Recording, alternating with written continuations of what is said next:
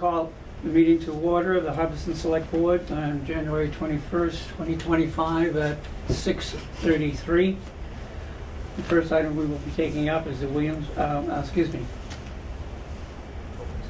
No, Okay. I thought we were doing event, yeah, you. Me? Yep. Okay, I'm up. All right, Events. it's gonna be quick. Don't worry.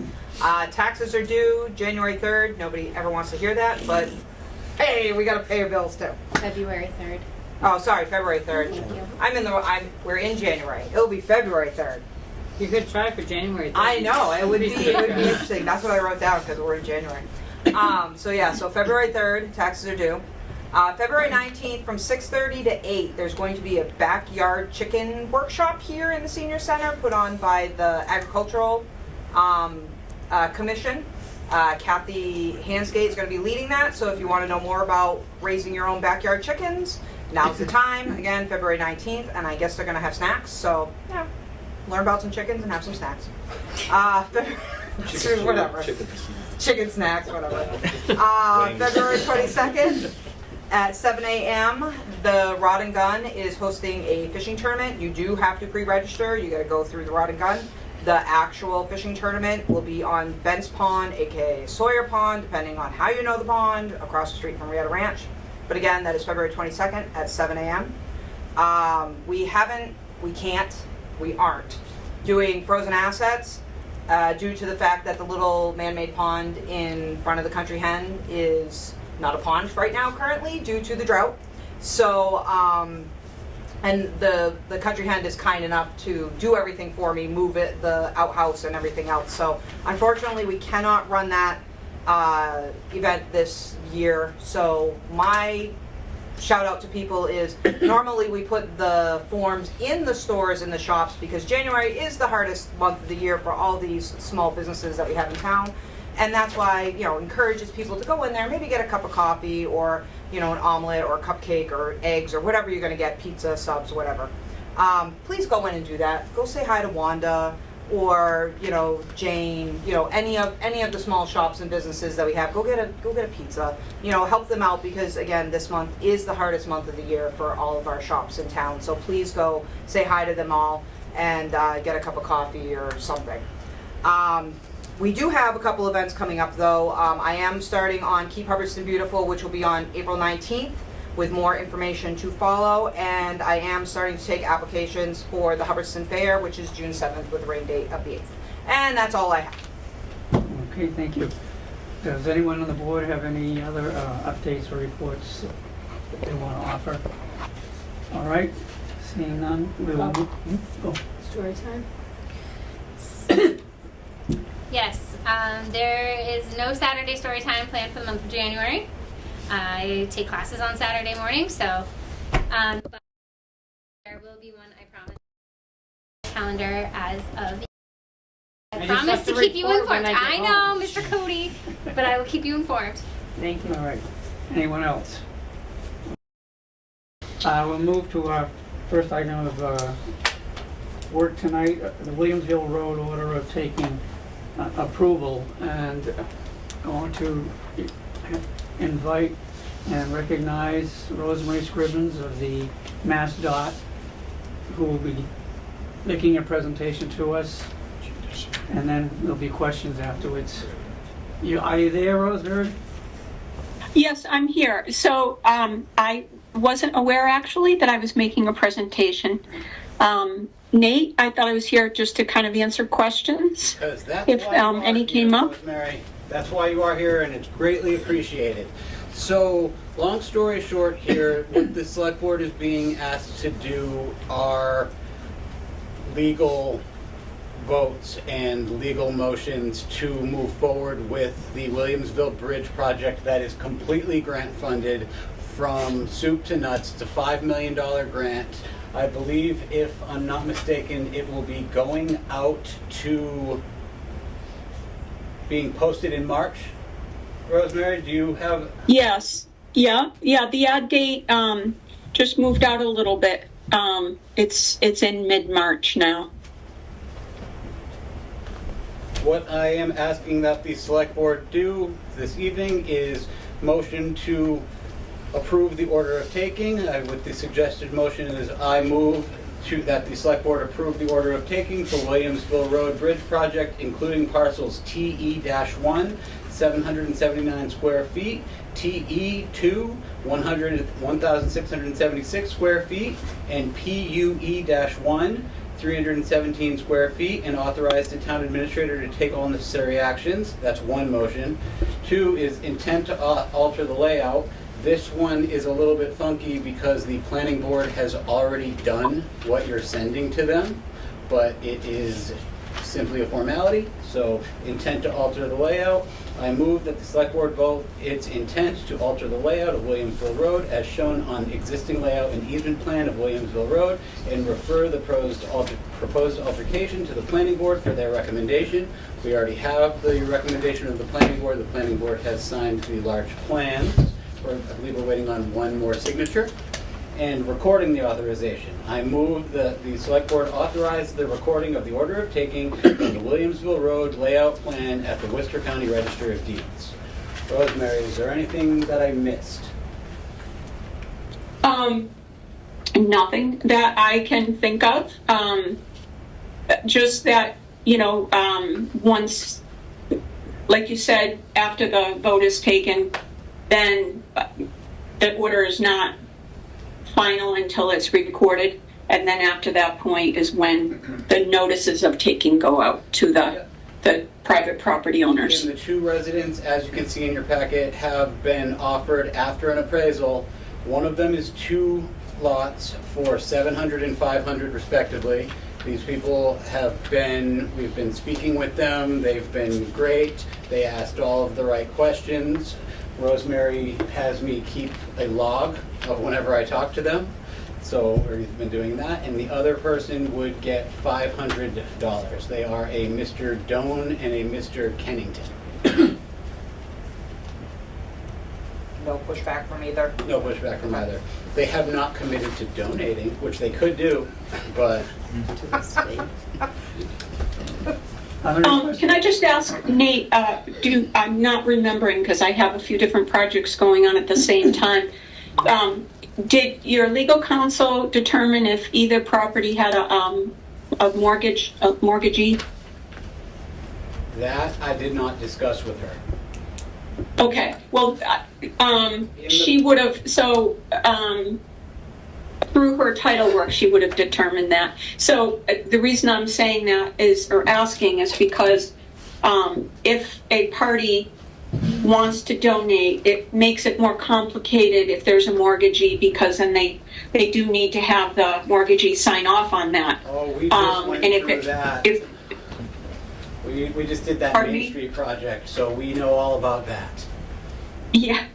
So if it's a national bank, not a local bank, sometimes that can be really difficult to get their sign off. And so in that case, it can put the grant at risk because you can just never get that sign off sometimes, or it just takes so long.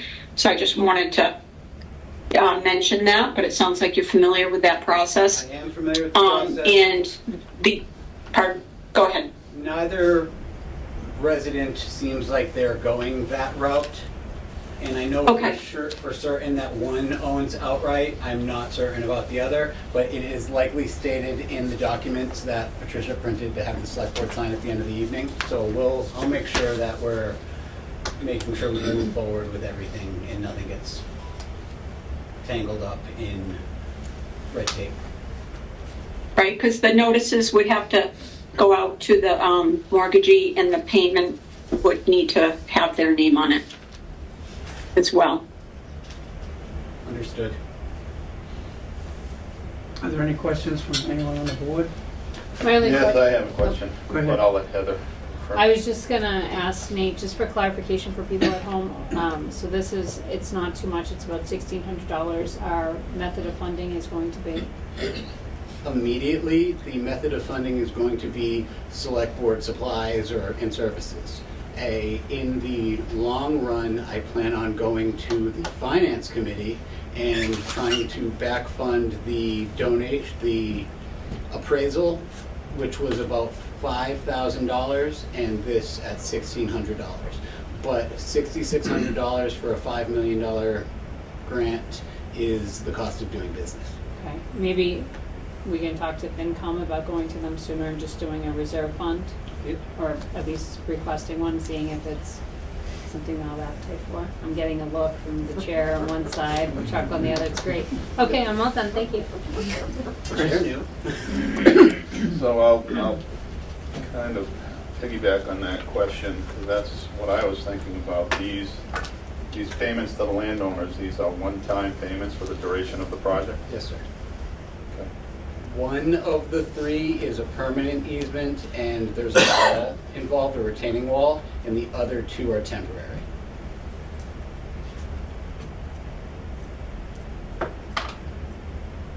Okay. Yep. Anyone else have anything? All right. Mr. Chair, well, Rosemary, while I have you here, and I don't think this will come back up in front of everybody, can you just give a brief overview of the project, how long we're expecting it to, the road to be shut down, et cetera? Do you know? No, so that would be the project manager. We handle, I'm in the right-of-way bureau, specifically community compliance when it's involves a municipal roadway. So you guys are the entity doing the right-of-way acquisitions because you own the roadway. So I don't have the whole, eagle's eye view of the whole project.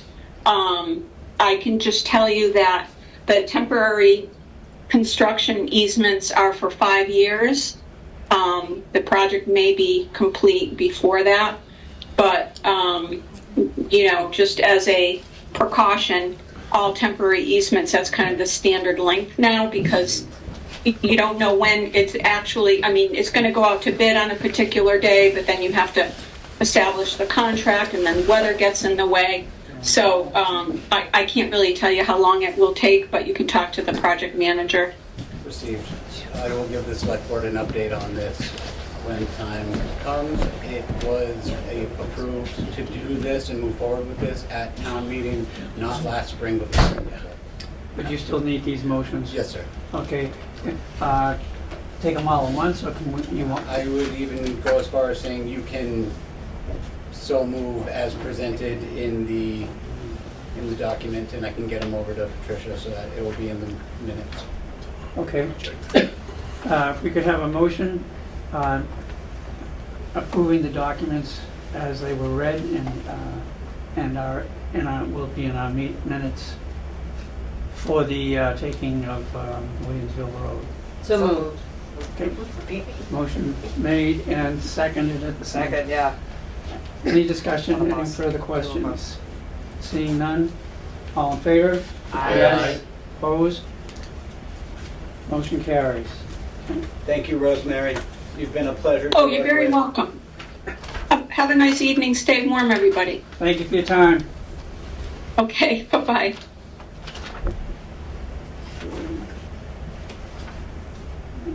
She's a pretty good compliance officer. At no point did I feel like I was even going to go near non-compliance.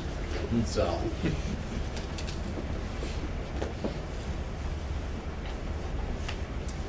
All right, our next item 3, is the 48 Gardner Road Public Safety Municipal Operations Design Selection. And so, Carrie, I'll introduce you. Carrie Sacramone, Chair of the Public Safety Building Committee, to discuss the committee's recommendations. And we also have virtually with us Mr. Derek Rubinoff of Architects. Go ahead. Our committee met and reviewed 2 potential architects that we were working with. We had some additional questions. So we re-met after that, and we did come to a decision last week to present to you. So we are looking at moving forward with Derek Rubinoff. It was a general consensus of the entire committee that Derek was very on top of meeting us where we needed to be met. He answered questions thoroughly in their entirety. We were pleased with everything. I will say the bottom line really when we were talking was both chiefs met Derek and really liked him, and they're the ones who are really going to have to be working with this gentleman a lot in this project. And so I think just having them both say that this is the person that they wanted to work with kind of put us in a position where we felt like Derek is the one that we wanted to go with. The prices were comparable with the two architects that we were working with, so yeah, so we're presenting. Did you bring were we supposed to give them some additional It information? was the whole, his packet and his answers were in Yeah, their okay. packet. Okay, I might add, because I was at that meeting, that it was a unanimous decision by the committee. So Mr. Rubinoff is here, so I'd like to invite him to provide, if you would, a brief overview of your firm's qualifications and approach to the design. Sure. Thank you, Mr. Williams, and thank you for the nice comments as well. I appreciate hearing that. It's nice to meet everybody there, see familiar faces as well, and we very much appreciate, first of all, your consideration, and second of all, the selection that the committee has made. We're very excited to work with you here, everybody here at the town. So. I do want to just make sure I address what you need me to address. I can tell you a little bit of a brief background of our firm. Did you want me to go over our understanding of the town's vision and goals, or certain things about the 10,000 tasks foot at hand? What's that? Sorry? 10,000 foot view. 10,000 foot view. Okay, great. We'll have plenty of time to break this down. Great. No, I don't want to take up too much of your time as well. We are an 8-person firm. We're in West Roxbury, which is the southwest part of Boston. And we've been around now for 16 years. And we have a terrific staff, a very stable staff. And we are doing a kind of a larger version of a very similar project right now for Middletown, Connecticut, where we are. We've been engaged by them to design a renovation to an existing building. It's a bank and an associated office building for the former bank, and convert that into new city hall headquarters for them. So that's a much larger space than what we're looking at here for Hubbardston. The one in Middletown is 54,000 square feet, but I think that there are some similarities, quite a few similarities in the scope of what we were doing for them is what we would do for you in terms of working with a point person at the municipality there to identify what all the needs of all the various departments are, spatial needs and adjacencies, and lay that out in the existing building that they're going to be taking over, and making that all work for them. So we've been going through that process with them. It's a much longer process than was outlined in the RFQ, because they're a bigger entity over there. But over the last year and a half, it started off with a study, and then we were hired to do the schematic design and construction documents.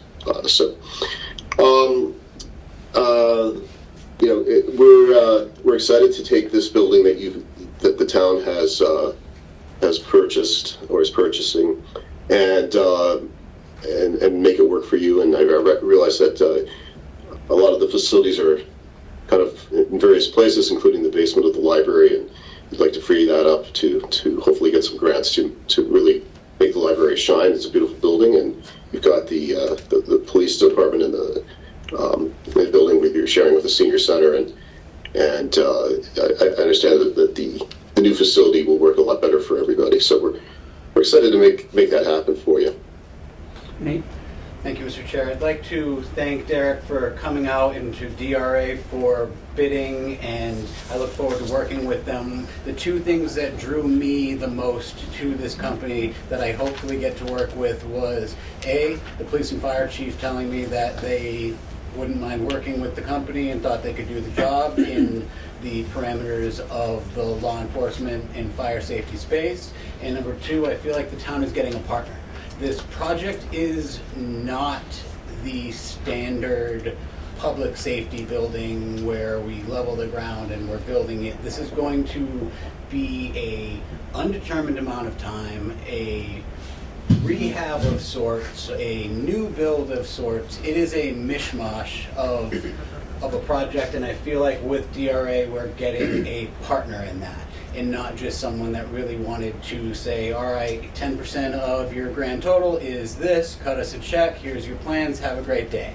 I feel like with this engineering firm, we will be able to actually figure out the needs of the community and move forward from there. We made sure to really preface that there was a expectation to meet with the community and to meet with the people that worked here, because that is something we promised to them. Like, we promised the community that voted for this project overwhelmingly that we would be fully transparent and that we would be there and that this would be their project. So, and I feel like DRA is going to be able to be our partner in bringing that to fruition. And I hope that the select board will take the Public Safety Building Committee's recommendation and award the bid to Derek Rubinoff Engineering, Architecture. Architect, yep. Are there any questions or comments from anyone on the board? Seeing none, okay, if we could have a motion, I would appreciate it. I move to approve Derek Rubinoff Architects as a designer for the 48 Gardner Road Public Safety and Municipal Operation Complex, and authorize town administrator to proceed with contract negotiations. Second. Motion's been made and second. Are there any discussion, any questions? Seeing none, all in favor? Yes. Opposed? Motion carried. Thank you, Mr. Thank you Rubinoff, so for being much. here.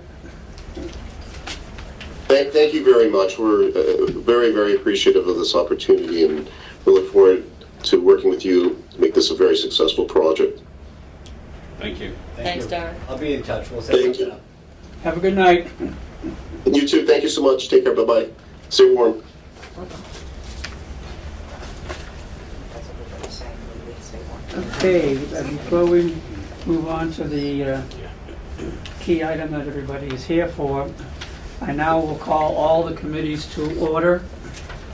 I'm calling you, and we will be acting as a committee of the whole, and what that entails as far as the few rules we have to observe. This is for informative gathering, opinions, expressing your views as far as what's ahead of us for the future, how we might get there, etc. There'll be no formal motions whatsoever in this. It's just everyone as a committee of the whole, everyone will get a chance to speak. But generally, the rule on that is, especially when you have this many people, that the priority will go to those who haven't spoken yet before someone can speak a second time. But everyone will get the chance to speak.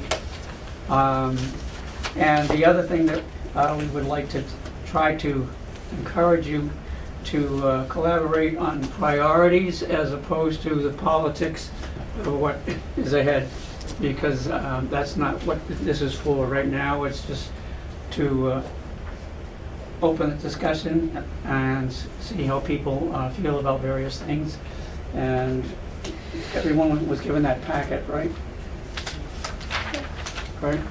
Okay, so at this point, we are officially open, so if anyone... Nate, would you like to? Absolutely. Thank you all for taking the time to join us this evening. I do believe that this is an important enough conversation to bring everyone together and get priorities outlined and straight ahead of moving forward. I reiterate what the chair had just stated in that right now let's talk about priorities and feasibility without really getting into the weeds on politics and debt exclusions and how many, because there will be plenty of time for that. And we are likely going to have another one of these to discuss that kind of conversation. But for right now, I think the discussion from all of the stakeholders at this table should be to provide their input as an incredibly relevant stakeholder to the select board to then move forward or not move forward. At the end of the day, it will be a select board choice that would then have to go to town meeting. But I feel like this was a very, very proper first step after presenting a capital improvement plan that went through the whole song and dance and then had questions at the finish line. I hope that we can change or at least increase the transparency of the capital improvement planning process in the future so that there is not so many last minute moves. But for now, the negativity became the positivity of this meeting, and I am happy about that. I would like to introduce Dave Eisenthal from UFASI. He is our financial advisor. Every time I'm about to pull more of my hair out, we email Dave. So, It's falling out. yeah. But I'd like to introduce him. He will run through a number of the options presented to you this evening. I would also like to thank Mary LaRue, our treasurer collector, for attending, Kelly Pontbriand, our town accountant, who is attending virtually, Travis Brown, our DPW director, who is attending virtually, Capital Improvement Planning Committee member Francois Steiger, who is attending virtually, Chief Ryan Kuchar, who is attending in person. These are all very relevant stakeholders as well, and I look forward to a conversation with you all, and I will give Dave the floor. Thank you. We could say one thing, we had representation from the fire department, but they were called away. Okay? If I might, Mr. Chair? Yes, please, thank you. I'm David Eisenthal. I'm the Vice President with Unibank Fiscal Advisory Services, Inc., UFASI, as Nathan indicated. I was asked to put together some options for financing. My understanding is that the town currently has about $3 million in outstanding short-term debt for capital. That would be the $1.5 million for the acquisition of 48 Gardner Road, the remaining debt for the repairs to the roof at the center school, and $275,000 for fire equipment. So that debt is already out there and borrowed. The town, as I understand it, is considering authorizing up to about $9.5 million of additional potential capital, of which $8 million is for the public safety facility. We have another $1 million or so for fire equipment, and then about $500,000 for a couple of other pieces of equipment. So I put together some options as far as long-term and short-term borrowing, lease financing for some of the equipment, and then doing a series of notes with one bond issue. That was a third option. One option that I didn't explore in depth, but I think at Nate and Mary's prompting, I will look at the USDA as a possible financing source for the public safety facility. I mean, some advantages there are that under the Mass law, the town could finance that over 40 years, and there might be grants available from the USDA. So, and the analysis, I don't know, I'll take my lead from Nate. I'm not going to get deep into the weeds, or at least not further than folks want to.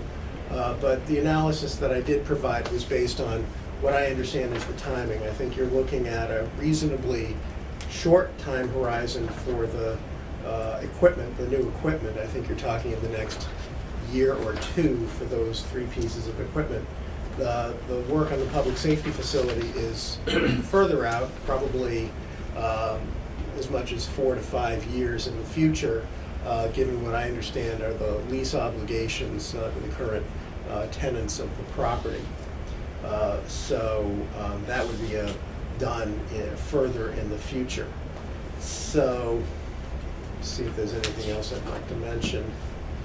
Again, I don't really want to get into, I think what I'd like to do is maybe, if there are finance questions, I'd be happy to answer them, but it sounds like what you folks are discussing here actually comes before finance and deciding what do we want to do as far as priorities for the community.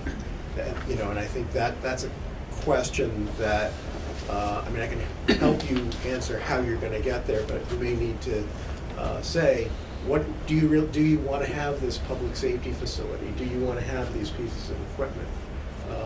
What are the priorities? What's the timing? So if I can go into that, one of my priorities as town administrator, and I did speak to a number of the people at this table, would be to structure whatever is decided to impact the homeowner and taxpayer the least. Structure it so that there's not a, hey, happy July 1st, here's your wallop of a tax bill. Structure it so that different things can hit at different times based on the priorities as outlined.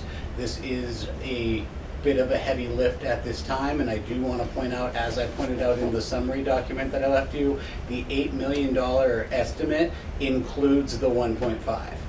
So that would all be in one loan at the end. That would be the finalized loan. But I am hoping to have a conversation and get the priorities from you, and then a kind of roundabout way to move forward, and I can work with Ufazi and our wonderful finance team and our department heads in the public safety departments to figure out a way to make it all happen with the least painful impact to the taxpayer. Unfortunately, making this kind of purchase, and I hate it as much as anybody, is a debt exclusion type of discussion.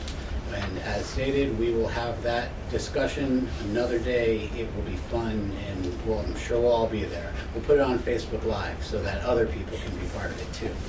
But for now, let's really appreciate that Dave came out here all the way from Connecticut to have this conversation with us, and just let's chat. So, does anyone have any comments or would like to start? Yeah. Go ahead. If I may, Chair. So I know at a previous meeting we had discussed the brush mower. I mean, that's really all we talk about, a lease to own type deal.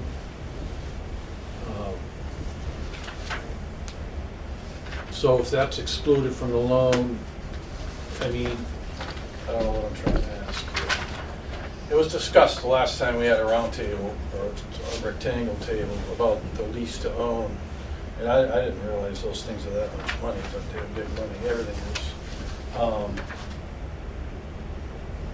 So if we did a lease to own, obviously that lease to own would be a much shorter term than bundling everything together. 7 years. Yeah, so you can, under Mass General laws, you can structure loans for equipment as part of what's called a municipal purpose loan. Mm-hmm. So you could actually do a bond issue with the public safety facility and the equipment. It's just the equipment would be paid off faster in the loan. Okay. There may be good reasons to do leases. Leases generally have higher interest rates than general obligation debt, bond anticipation notes and bonds.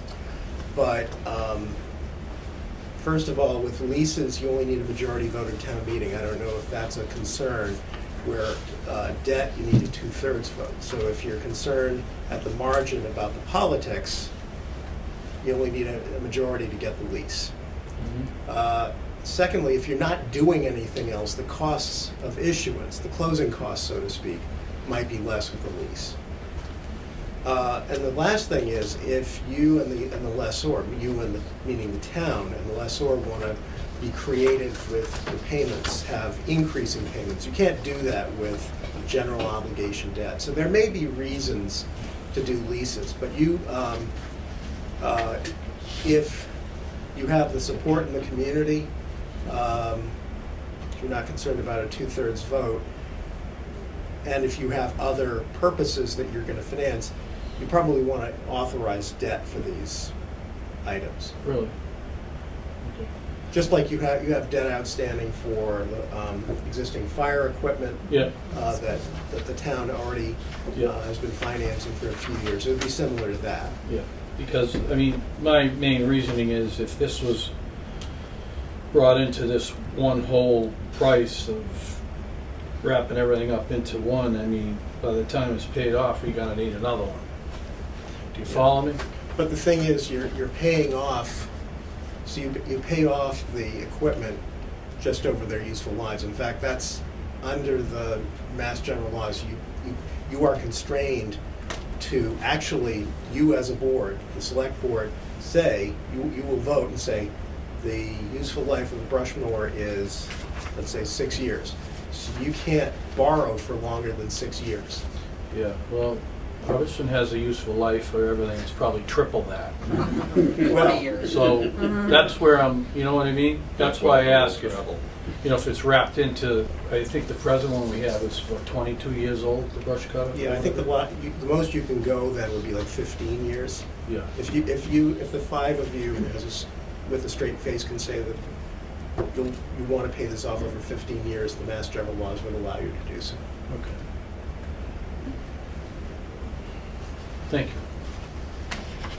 Anyone else? I have a question. So fire truck 1 and fire truck 2 on this paper. Mm-hmm. What, so many things about fire trucks I have heard from 1,200 different people. What is fire truck 1 and what is fire truck 2 on this paper? Fire truck 1 is our existing fire truck that you guys bought via debt exclusion in And it went to town meeting, 2017, and it was borrowed internally, it was not debt excluded, correct? Yeah, it's not a debt exclusion, Yeah, but so that's there's an internal borrowing, short-term. Well, it's actually short-term Yes, yep, debt. That's fire And truck that- 1. that's engine one, correct. And how much is still owed on that? $275,000. Yeah. Is that one of the stepchild ones that? Nope. No? That's the best one you got. God. Okay. I know, I'm like, ooh. Okay, so fire truck number 2. the replacement of current fire truck number 2 with the pumper that we were talking about last week, 2 weeks ago. Yeah. Okay. That truck was purchased in 2000, Okay, and that's still on the books. correct. No, that's paid for. That's paid That's for. fully paid for. Past its Okay. useful life. Alright. That's the one that I tried to push off to 27, Yeah. and Yeah. and then it was met with hesitation. I think where the hesitation, excuse me, Nate, through the No. chair. I think where the hesitation really comes in on the fire department's concern is it needs to go to the annual town meeting this coming June for the authorization to borrow, because it's going to take that borrowing authorization to sign the contract, and it will take 3 years to deliver. And not until the 3rd year when it's delivered is when you borrow and pay for it. So that's the concern of the fire department.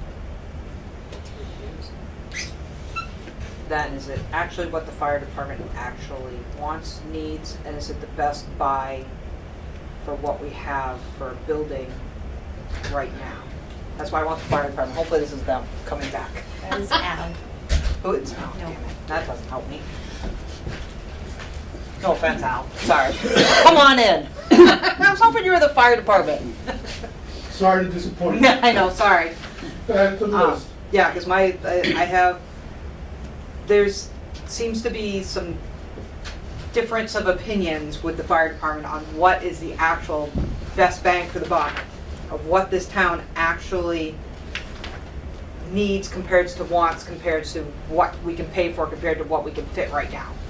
And that's where my confusion lies, because I've heard so many different sides of the story. I've told people very matter of fact to their face, I want one answer of what's the best from the fire department. And I'm not trying to throw any of the fire department under the bus, because especially none of them are here right now, because they had to go on a call, which is none of their fault.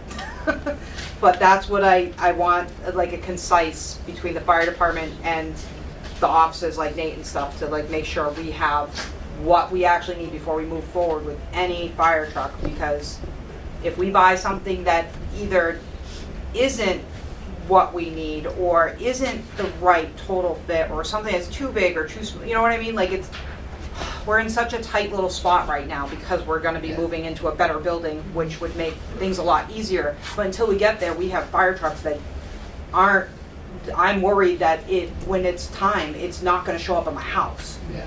you know? So with your concern was very much heard and understood. The $1 million is a shot in the dark because the smaller truck that Chief brought forward, I believe, was $758, and the larger truck that was on the capital plan was right around $1 million. So I used $1 million when speaking with Dave because it was a nice round number.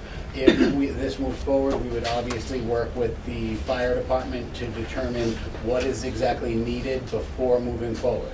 And if that is an $800,000 truck, that number becomes $800,000. If it is a $1 million truck, then it becomes $1 million. I cannot say with my limited fire experience what that truck would be. I would work with the fire department to determine what the best and most useful vehicle would be at the time of approval. I could ask a question, both to you, Nate and Seth, in regards to, okay, you indicated it would be 3 years for delivery. We also were kicking around that the building is taking probably at least 5 years. So my question is, any fire truck that we end up purchasing at this particular point in time, are we still going to have to make it customized so it'll fit in the barn? Or are we going to just get a regular fire truck because eventually it's going to have a home that it will Put a tarp over it. Right. And that's, that's a concern because that's also going to affect price.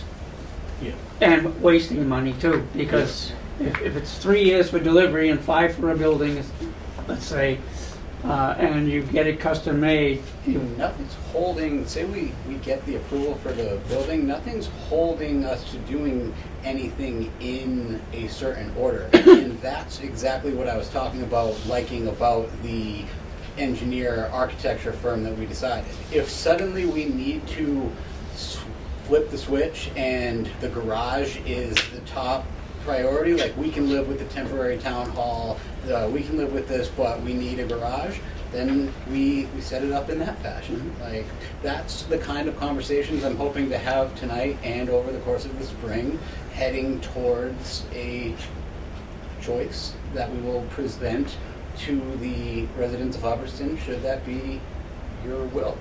Mary? In one of my previous communities as well, our fire department had what they call the Kwanzaa hut for one of our extra vehicles to be outside. I know it's not the best case scenario, but it, would at least defer until a garage was built if necessary. So What's a Kwanzaa? Quonset. basically like a little garage Just like outbuilding, aluminum so building. it's not as sturdy as a garage, but at least it keeps it from the elements. Okay. World War II vintage. Let's like keep it from freezing. I So- think that's the only reason. Can I just need to get some clarity here. So this fire truck too that we're talking about, are you all suggesting that that fire truck may not fit at 48 Gardner Road or has no intention of going to 48 Gardner Road? No, the fire truck would go to 48 Gardner. I think they were just simply saying, KP, that even though it's 3 years out, we don't know what the state of 48 Gardner Road will be with the accommodations to allow for a normal-sized fire truck. And the question became whether or not we would specialty short order, which is what we normally do now, right? Custom-made, tiny, higher price, or we would just buy the normal size. And I think Mary's giving us some hopeful insight that other communities have looked at a similar problem, and they've simply said, well, we can't always project out 3 years, but we know that's the direction we want to go. Let's build a home or a shell for the truck if we need to when we get to that point. And at the end of the day, it was still costless. What is the time frame to have a home for it at 48 Gardner Road where a full-size fire truck fits in the garage? So that would be up to the Public Safety Building Committee, the Select Board, and pretty much the resident voters. Because as we just stated, if suddenly the consensus is an office is an office, what we need is a garage, a sally port, and some cells, we prioritize that. We Right. flip the script and we do that part. Right. Because at the end of the day, and I did have a conversation with Chief about this, a majority of the office space is just an office.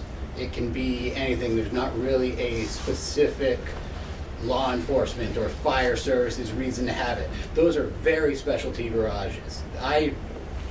Those are very specialty cells.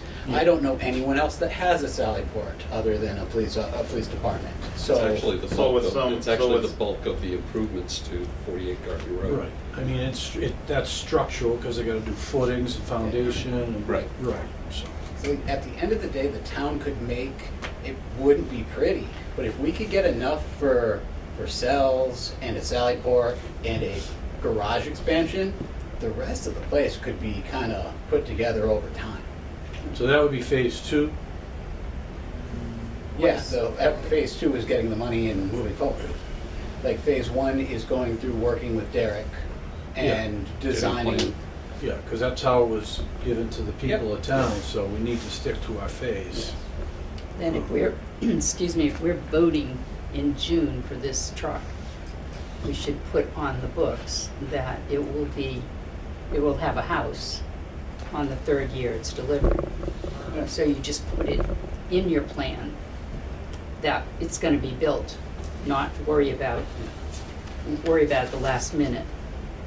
You know what I mean? So you have a structure to, it's going to be housed. I agree with you wholeheartedly. You covered And some. without getting into politics, because that starts the whole political question. Because I, as a professional that does not live in this community, believe we should limit the amount of debt exclusions to as few as possible. Because if we keep going back to the well, it's going to get less and less and less favorable each time we do. And that's why a lot of this conversation came kind of at a shock with the numbers. Because if we bring forward 3 debt exclusions in 5 years, the interest isn't going to be there. Like, people aren't going to vote for that. But maybe if we can phase it out in a certain way and show them like, hey, this is all what you're getting, and at this point, and this point, your taxes are going to go up, but it's going to be by X, it's going to be by Y, instead of, hey, here's your bill. So that's why this number is so large. But yes, to go back to the sort of political point of, yes, we would likely have to make not promise, but we would have to state that there would be somewhere to put You're said going to fire have to do it anyway somehow. Yeah. So you would make that a priority, that the truck will have a Quonset hut. And there's also, I don't want to go as far as to say anything that I don't know, because now we have an engineer. That whole area that the fire department is in currently isn't listed in the active square footage of the building. The building is much larger than the 20,000 square feet that it is advertised as because of that space. In my heart, it tells me, as a not engineer, I'm a town administrator, I'm done playing engineer, I played one last summer and I'm done. But my heart tells me that we can do something with that warehouse space. Flip the doors No. back in. Yeah. Back to the fire truck question. The question is, the chief came forward with 2 options, basically, a lower price option or the higher price option. And they're really 2 different animals. And basically, it's gonna come down to cost of ownership. The lower price one is on a commercial chassis, life expectancy 20 years. A custom one that would be replacing the identical truck is gonna last 25 to 30 years. And holds more water. And holds more water. Now, as far as what station it would fit in, thankfully, Paxton just purchased one. They've already paid for the engineering. We could steal their plan and build their identical truck, and it would fit in the current station that they're in now. And we wouldn't overpay for the engineering. So, Just update the lettering. yeah. Yeah, So- I mean, I just gotta put my 2 cents in the chair, if you don't mind, because you know I always do. I mean, the whole purpose of this purchase of this building is to be forward-thinking, right?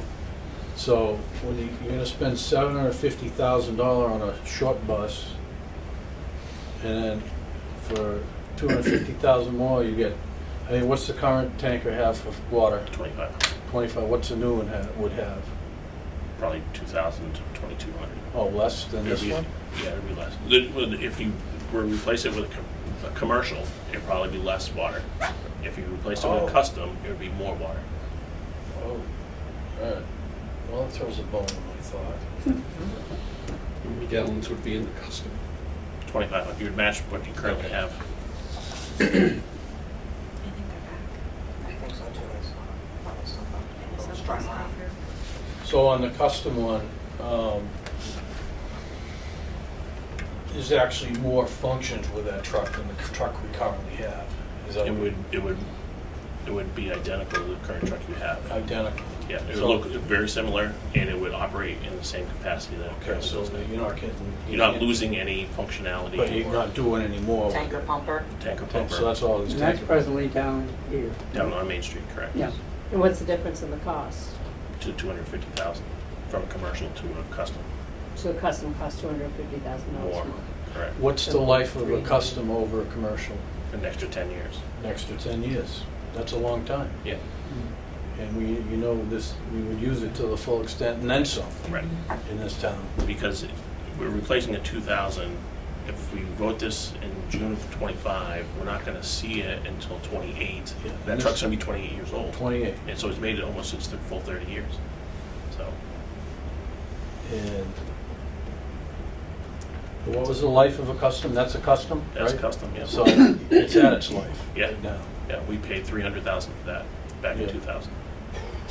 Should have bought 3 of them. Oh, they'd all be Store it dead. somewhere.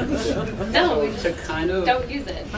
Keep it in. to kind of steer back towards the direction of finance, Dave, what option would allow us to spread the burden out the most? What is your recommendation when it comes to that kind of thing? Not taking the politics out of it, how do we make it so that we can accomplish as much as possible while burdening the taxpayer the least? And I know if you knew that answer, you wouldn't be with us here tonight. But Well, take a swing. through you, Mr. Chair. I think it depends, I mean, are you talking, I'll throw it back to you. Are you talking about all of the equipment as well as the? I mean, I think that in some ways I would throw it back to this board. I think you need to decide what's the useful life. And this is a legal concept on the Mass General laws. You as the select board get to choose what's the useful life of the equipment. And that is the term over which you can repay a loan for that purpose. So, and I know that there was a proposal to the town for leasing for the fire equipment and I think the brush mower. 7 years, but I think you could actually arguably go longer with a general obligation ban and bond. Although you may be able to find a lessor who can go longer. I think that it'd be worth exploring all of those options. Admittedly, I did only work with the one lessor. So, because I didn't want to put too much time into it before floating the idea. And again, I mean, I think there are good uses for leases. If you had no other financings to do, or if it was harder to authorize debt. In Connecticut, where I come from, it's much harder to authorize general obligation debt, so they make use of leases more to finance small equipment. Here, you need a 2/3 vote of town meeting, so it's relatively speaking easier, although I don't know if it makes a difference that you're talking about a 2/3 vote of town meeting versus a majority vote of town meeting. I can't tell you this. This is what you would have to be able to decide.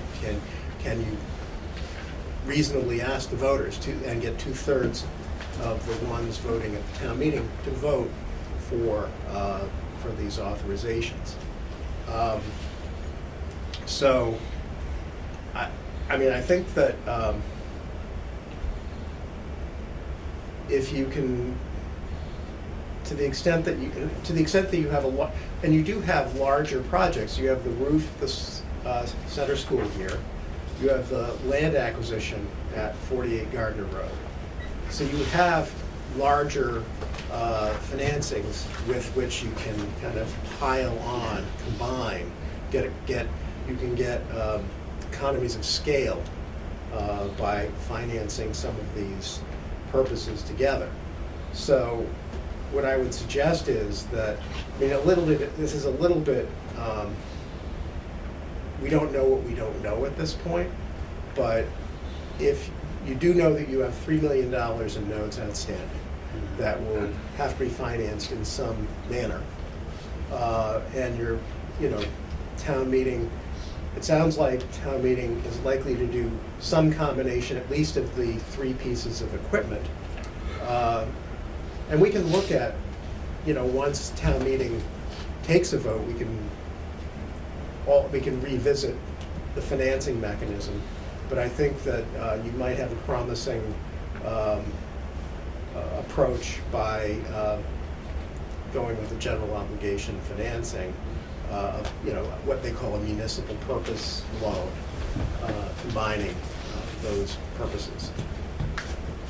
But just to go forward, and then I will throw it back to Captain Casey, because they did miss the lion's share of the conversation about the truck itself.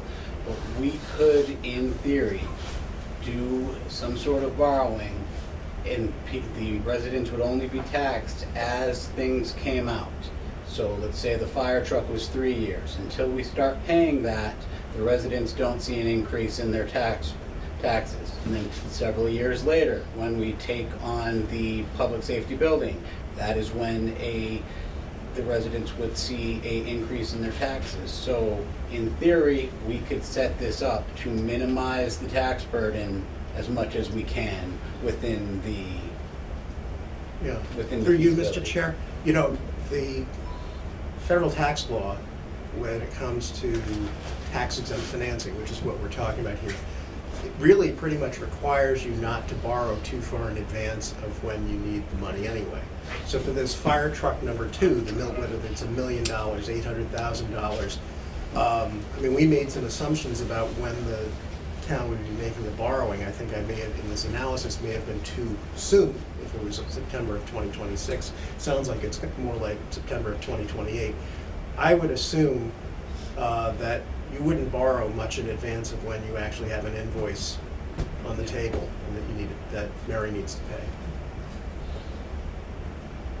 I agree. So, if I may, Okay. I'm not the best finance guy in the world, so the way I'm thinking is the equipment is, and it has a usable life. I just don't want to pay for it longer than its usable life. You can't legally. All What'd you right. say? You can't legally pay for it longer than its usable life, and the usable life would be outlined and determined Yeah, by the but 5 I'm talking about if you wrap, you're not going to wrap these with a roof and Gardner Road, are you? You can do the financing. It's called a municipal purpose loan. Yeah, you already said that, I know. Right, and it's what it is. You have different purposes. The equipment, you would only, let's say you decide that the useful life is 5 years. You're only paying for the equipment for 5 years. Yeah, okay. And then it falls off, and you continue paying for the remainder of That's the equipment until the next such time as your useful life hits for, say, the roof, and then that's gone. And then you continue. All Right, so we currently have the So it's school staggered. roof and It's the staggered. fire truck. It's a staggered, Right, so the fire truck is, Yeah. I'm paying on that, but I'm also paying on the school roof. The fire truck will fall off before the school roof falls Yeah. off. all right. How much time do we have left on the roof? Fire truck? So the numbers, does everybody have a copy of Yeah. this Everyone one? has the summary that I drew up. Okay, so the numbers on there are valid. The 1.18 million and the 275 for the fire truck are valid numbers at this time. That's what we owe, but when is the scheduled payoff? So Are you recommending that we roll the financing for these into another finance?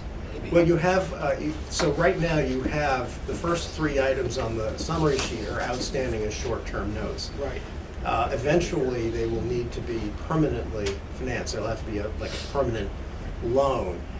The school roof repairs were first borrowed in June and October of 2021. So legally, I'm not saying that this is how you do it, but legally you could go to 2051 because it's a 30-year purpose.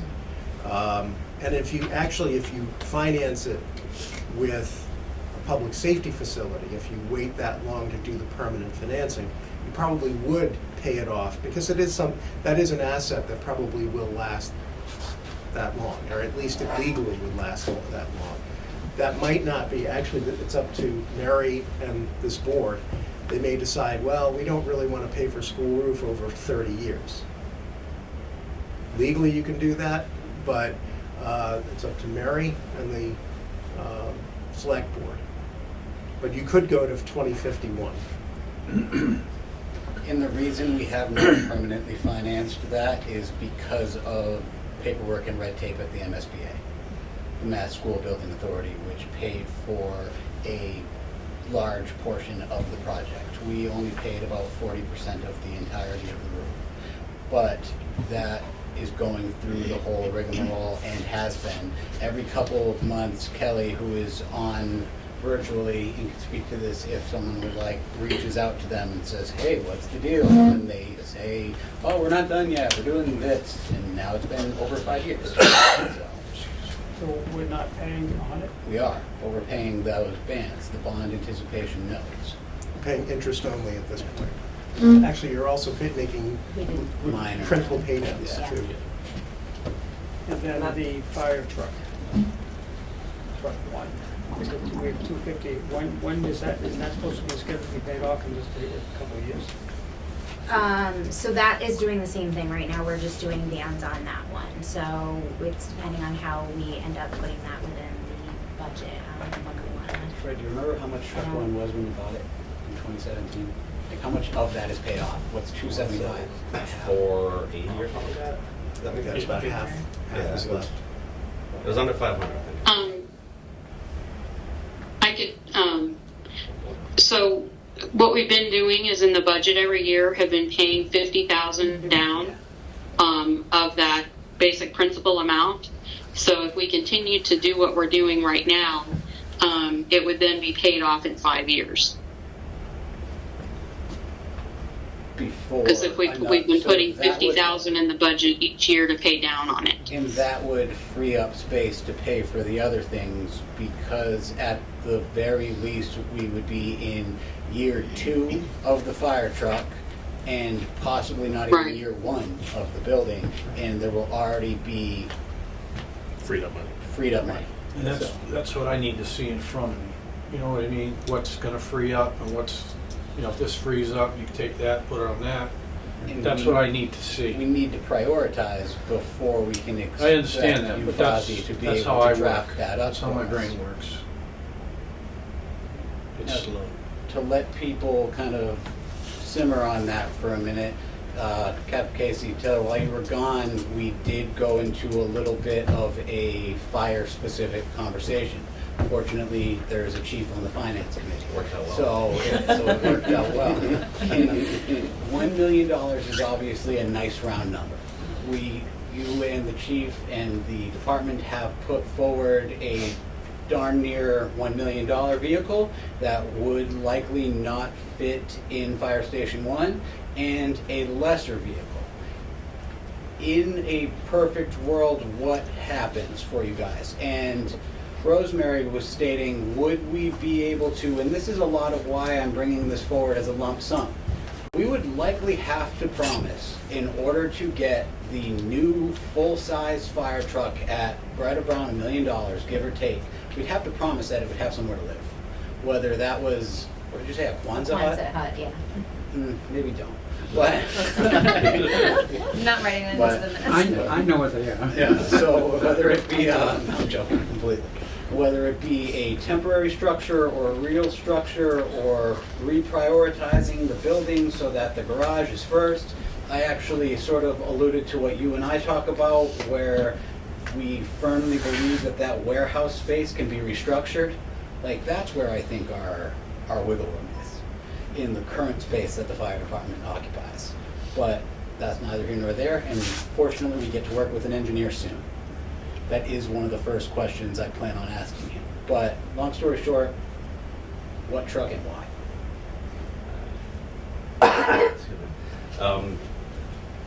They are similar, very similar. The lesser, you can call it lesser if you want, lesser, more light, least it's less expensive vehicle.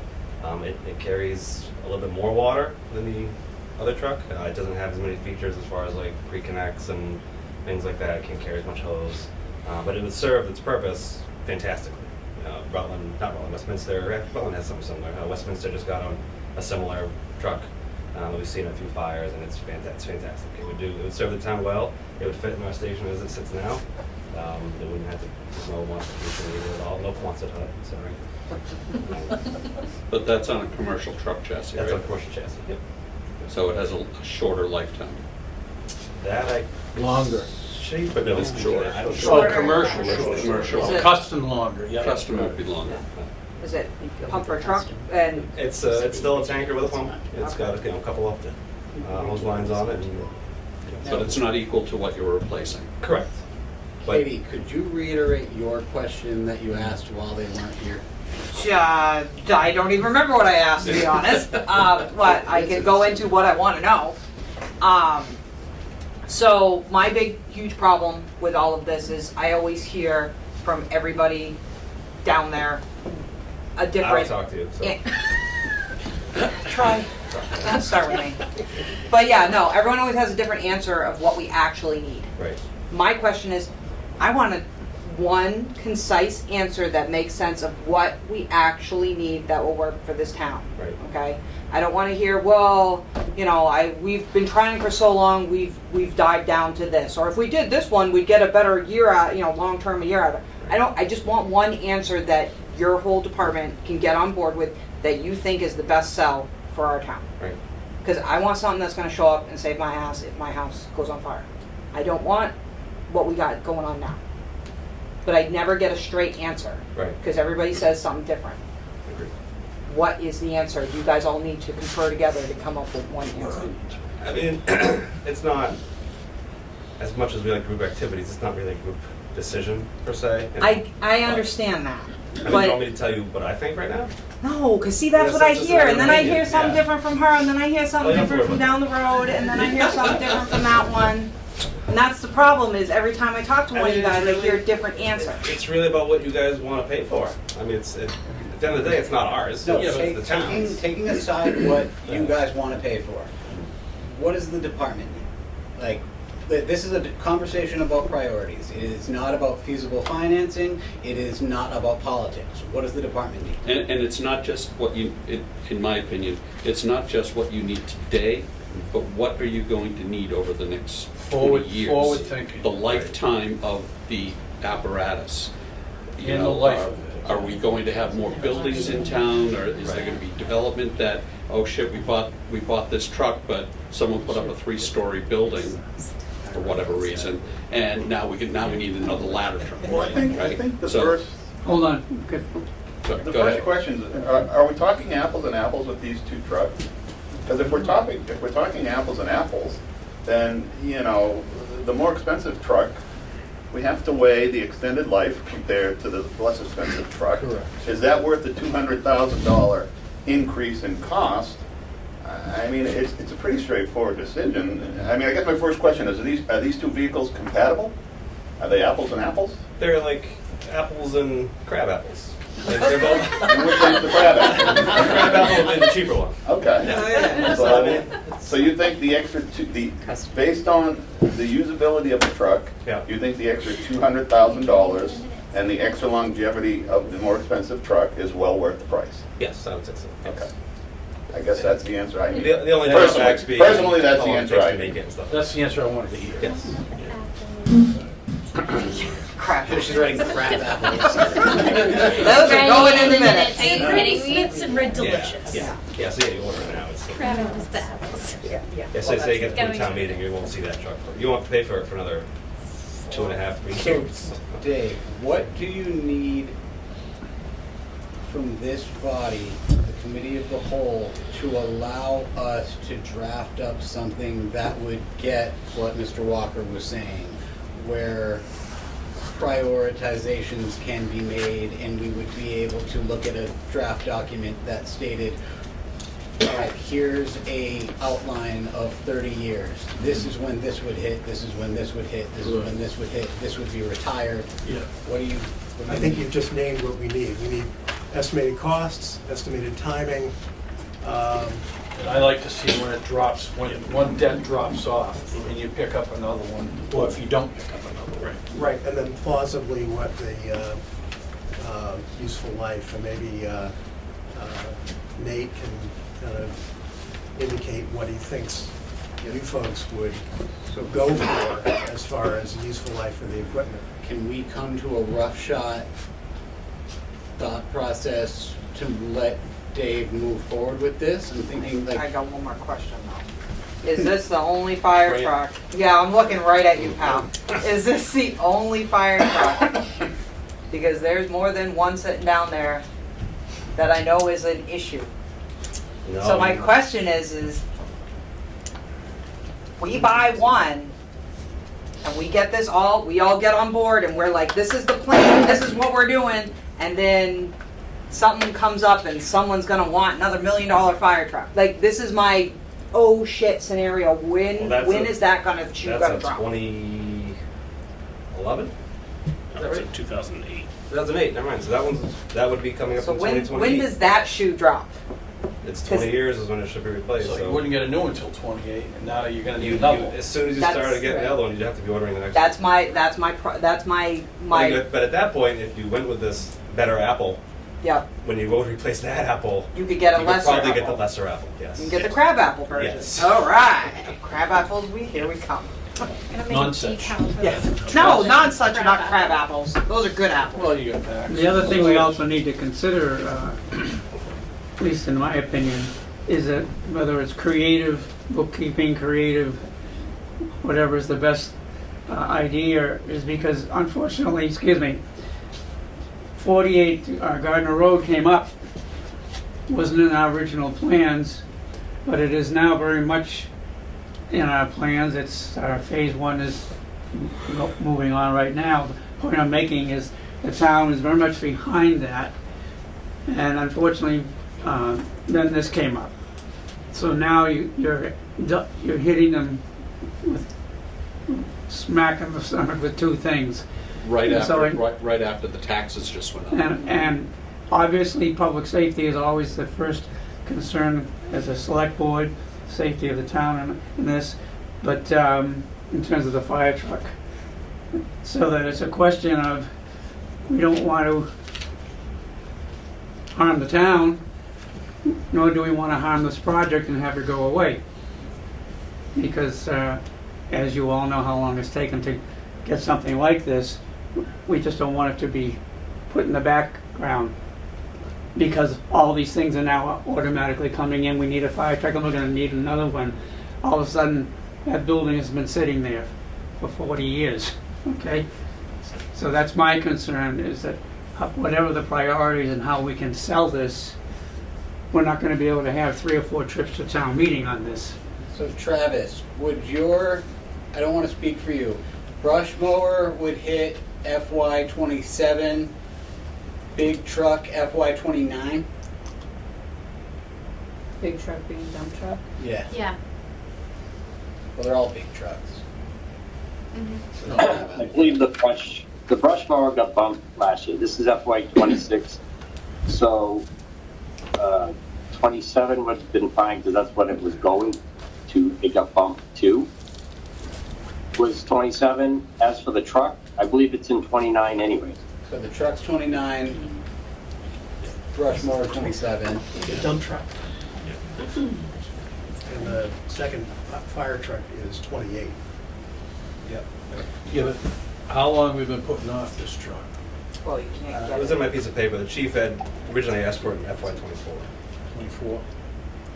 So is it possible at this juncture, it seems like we need some more information to make some decisions, Mhm. so that everyone has some visuals in front of them, everyone has time to run back and do some more calculations. I think at this point, maybe it's a good time, if the chair would be so inclined, to turn it over to Nate to coordinate all of those pieces and get the information in, and maybe we reconvene after we have an opportunity to review the information in a month.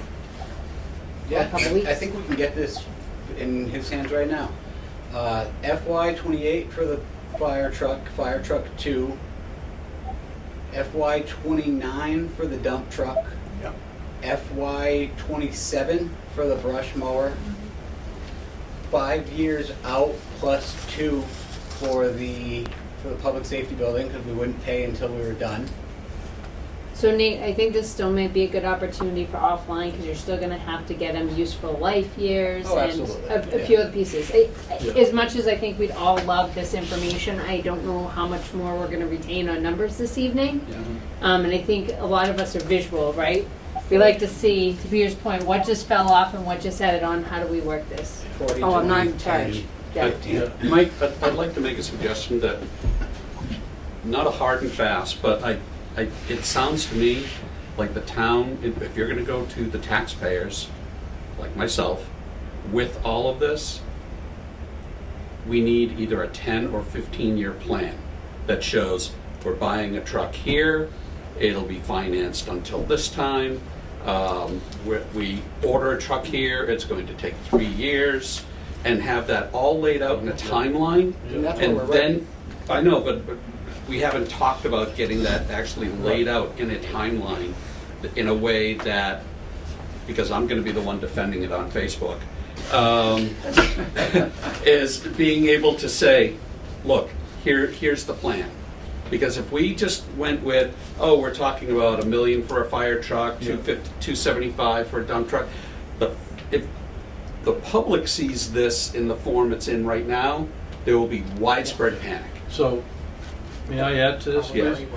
So, just like the note drop-offs, Nate, what That has I to would be like me to too. see from you is same thing with our town equipment. DPW fire station. I want to know useful life of what we have, when we plan on replacing it. I need to see that information. So all of that is in the capital plan, but I can draw it out I can sketch it out at any time that we want. So we know it's not pretty. it's not coming up like, oh shit, I need a truck, or oh this, or oh that. You know what I mean? If you put a 10-year plan or 20, let's say a 20-year plan on our equipment in town, same thing with the cruisers, how often everything has to be replaced. Like the taxpayer needs to see that on paper, because they need to know, we just don't go buy them because we want to buy a new one. We buy them because they have a useful life. And you need to get rid of them right around the useful life or a few years later. So that is what we're going to draft, and when he comes up with it and presents it to us, I would like him to not have to drive here from Connecticut and attend virtually. So if there are any further questions, or even on the other, if there are any further questions for Mr. Eisenthal, I'd like to get them out of our brains tonight, so that in the future we're looking at apples and apples, and being able to actually have conversations based on understanding who we're working with, understanding what we're looking at, and not having to waste people's gas coming out to Hubbardston several times. I just have one thing, is grants. You said they're very, we have an opportunity to get more because of the investments we're making. And we do. So we can also keep that in mind, that, you know, the taxes may not go up, we may not need, you know, we may have a windfall. May not go up as much. And get, If I might? Yes, please. So, with respect to the public safety facility, I mean, the option that I didn't present to you, but could result in grants, but I think there would still be tax impact, is the USDA, their rural development loan programs, which can be financed over 40 years. relatively low rates, and they sometimes have grants. So what is an $8 million project could end up being financed at $5 million. So.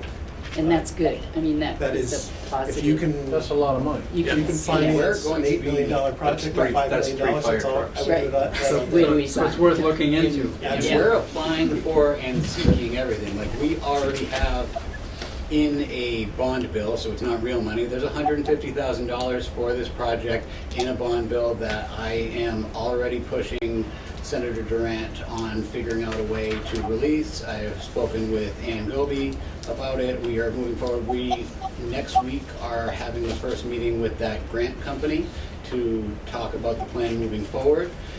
It's actually been a very short period of time. We took ownership of the building on September 22nd, and yeah, so we will apply for any grant out there.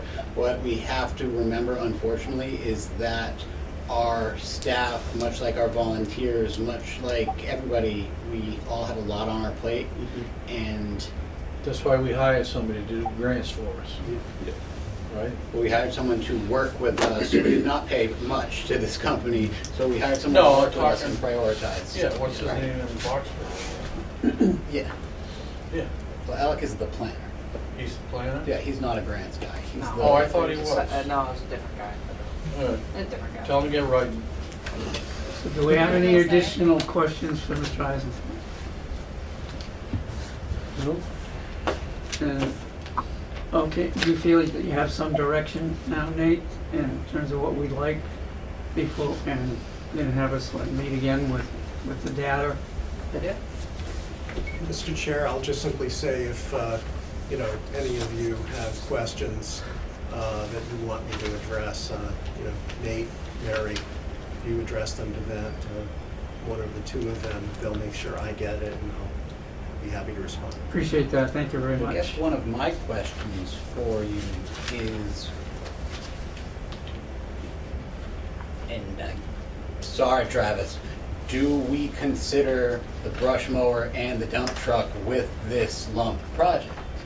Or do we look at them and put back in the capital plan? Let's remember, all of this debt plan is going to be outside the scope of our regular 5-year capital plan. So there's going to be grants, there's going to be free cash, there's going to be a variety. Like, But Nate, by freeing this up within the capital plan, you gotta remember, once we move out of this building, there's gonna be money spent in this building to, have the seniors expand. Oh, the director of the senior center is And, ready. so there are other, Measure in my office yeah, so for there are other curtains. projects that will fill that hole very quickly, so. Curtains cost money. So unless they sell cakes. The old So, Yeah. I guess, Nate, my responsibility to that, since the original piece came to us with all these items in it, I would keep everything in for now. I think everyone just wants a visual kind of, what are we committed to already? What's already, excluded? What's done? We're just watching those numbers. What are we committed to, like with the 48 Gardner Road, that we're gonna have to pay one way or another? What are the proposed projects? How do those look? And then how do those line up when we're looking year over year, those numbers? And then, can we copy and paste those and do a couple models where we're running things out at different times to kind of figure it out? But we'll also know just by how long it's showing up what the useful life of the item is, right? It shows up 5 years, Yep. that's our estimated useful life. If it's up there for 50, we'll just scroll to the right on the Excel sheet. Travis, you raised your hand. Thank you for being Yes, polite. I have the capital plan in front of me. I was supposed to get the brush mower this year. I know at one time or another they already bumped the dump truck to 27. It was earlier. I can't get back to the other capital plans you have on the website. So now that the brush mower was at 188, for next year it's already went up to 210. That truck at 250 is probably, by the time you push it all the way out to 29, it's going to be over 300 easy. What's the turnaround on a dump truck? But people need to look at that in mind. Just over 1 year, that brush mower went $22,000. How long, what's the And I know turnaround time, Travis? People are going for dump trucks right now, they're well over $300,000. Travis, if I ordered a dump truck today, when will I get it? It depends on if they have it on the lot or Just where it is. A rough Yeah. estimate. What I'm trying to get to is if we committed to something like that, would it hit the books in the same year of commitment? Usually when we write the contract up, it usually is that. It happened with my director truck.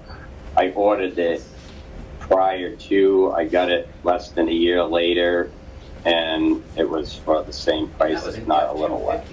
Like, so I think we're a year out on a dump truck of that size and scope.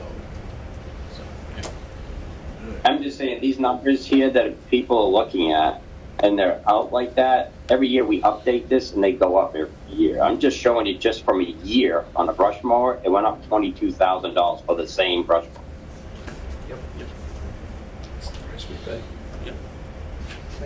And we could have bought 48 Gardner Road in the year 2000 for like 250 grand. Like, I'm saying that this capital plan is here for a reason of making sure that certain things fall into perspective to have money. And all we do is keep bumping stuff, and it just costs the town more money. well, this is the conversation that we hopefully stop bumping stuff. The people sitting around this table are seemingly supportive and at least caring about it. At the end of the day, it comes down to a vote of some of the people around here and then a vote of the people. We can only put forward what we can put forward, but I can tell you, looking around, everyone here is at least supportive of hearing more and not pushing off any longer. We understand the priorities and that the facilities in this town have been sort of pushed aside for far too long, and I look forward to working on it with you and with everyone here. That would be good. Okay, unless there's anything, yes, Mike? Thank you, Mr. Chair. Mike Stahl, Public Safety Building Committee. Couple of questions, and I'd just like to ask the questions. We don't have to necessarily answer them.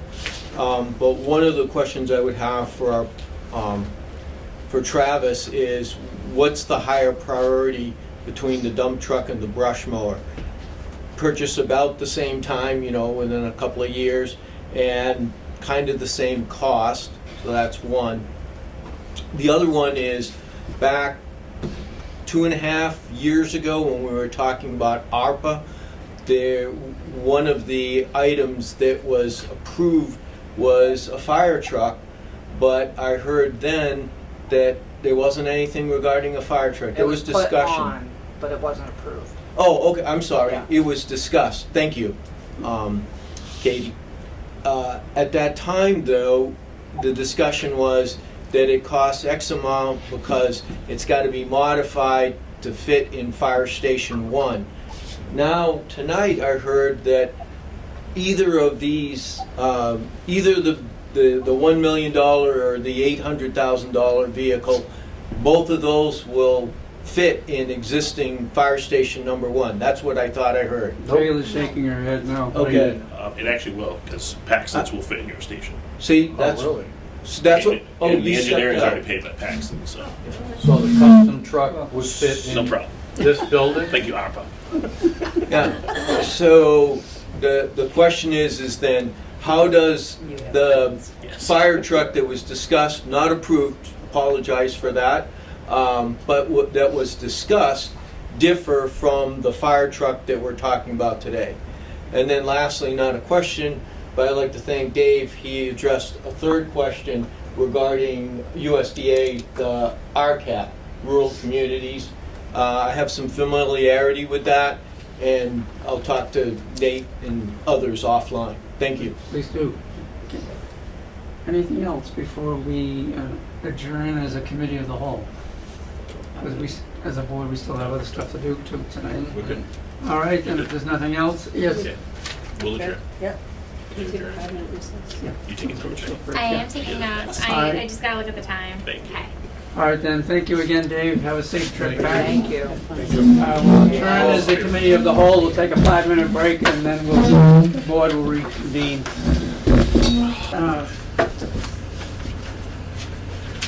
I don't see anyone here who hasn't been here, so for open session, I'm assuming we don't need to deal with that. So we have a consent agenda. If the board's attention on that, let me go over it with you. The approval of the minutes of our meeting on December 2nd. Approval of the minutes December 30th. Chris was absent at that one. We have some appointments. James Vincent for facilities custodian, effective 1/31/2025. Timothy. That's resignations. Oh, resignation, excuse me. Appointments to the board. Okay, thank you. Timothy Austin Colness, DPW, labor, effective 1/14/2025. And appointments, Trevor Dion, fire, on-call firefighter, 1562 rate, term expiration 6/30/2025. John McGuigan, DPW laborer, 2236 rate, term expiration 6/30/2025. If there are no questions or holds, I would ask for unanimous consent for the consent agenda. Mr. Chairman, can we just hold on to December 30th? Mr. Chair? Yep. I know I've mentioned him before, but I cannot state my appreciation for Jim Vincent more. The amount of dedication he brought to this part-time job and heart was really awesome to see. I've known him for just a little over 2 years, and Jim was there with a smile on. He was solving problems that were completely out of his scope, and he was doing it with a smile. So I would really like to thank Jim for his time here. I'm hoping that we get the chance to work with him again. He's agreed to stay on for another 2 weeks to transition into a new employee. We are interviewing a few people right now, and I hope to have an update on that the next time. But from the bottom of my heart, professionally, thank you very much, Jim, for going above and beyond and out of your way over the last couple of years. Thank you. Thank you, and we thank Jim very, very much. Chris, did you have something?